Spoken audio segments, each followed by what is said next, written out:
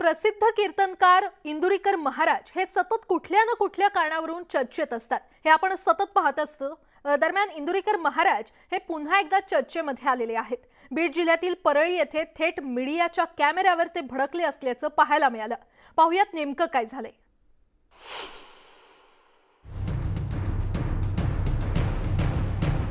परळीतील धनंजय मुंडेंच्या नाथ प्रतिष्ठानच्या सांगता समारोपाच्या कार्यक्रमात अचानक कीर्तन सुरू होताच इंदुरीकर महाराज संतापले। खाली उतरते, कॅमेरा काढून घ्या, खाली गाड्या उभ्या राहा। ए थांबा।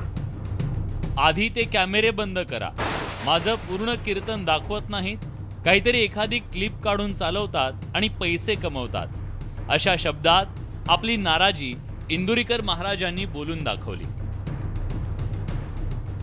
खाली उतरते, वर काल बसते, उतर खाली खाली उतरते, कॅमेरा काढून घ्या। गंजी रवली तुम्ही आमची, खाली गाड्या उभ्या राहा। वर आलेल्या व्यक्तीनं मोबाईल काढून महाराजांना काहीतरी दाखवलं, त्यांच्या कानात काही गोष्टी सांगितल्या, पण तरीही महाराज काही ऐकले नाहीत। ते 2 तास कीर्तन दाखवायचं काय नाही, ते लोकांसाठी जे, पण ते पूर्ण युट्यूबला कधी टाकत नाही। इकडलं एक वाक्य घेणार, इकडलं वाक्य घेणार, दुसऱ्याची इज्जत घालून टाकणार, टीआरपी हे वाढवणार। ही व्यावसायिक मंडळ हे टीआरपी साठी कोणत्याही ठोकतील कशी बी।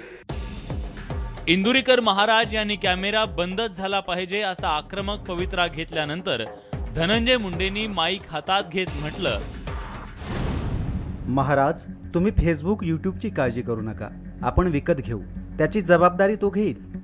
गेल्या 8 दिवसांपासून कार्यक्रमाचं थेट प्रक्षेपण झालं आणि आज जर नेमका इंदुरीकर महाराजांचाच कार्यक्रम प्रक्षेपित झाला नाही तर लोकांना प्रश्न पडेल, मलाही उत्तरं द्यावे लागतील।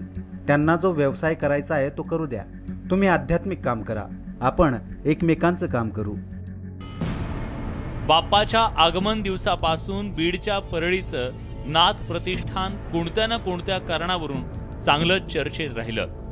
ज्या मंडळाचे अध्यक्ष धनंजय मुंडे आहेत, तर आता पुन्हा एकदा निवृत्ती महाराज इंदुरीकर यांनी व्यक्त केलेल्या संतापानं नाथ प्रतिष्ठान राज्यभरातल्या माध्यमांमध्ये आणि सोशल मीडियात पुन्हा एकदा चांगलं चर्चेत आलंय।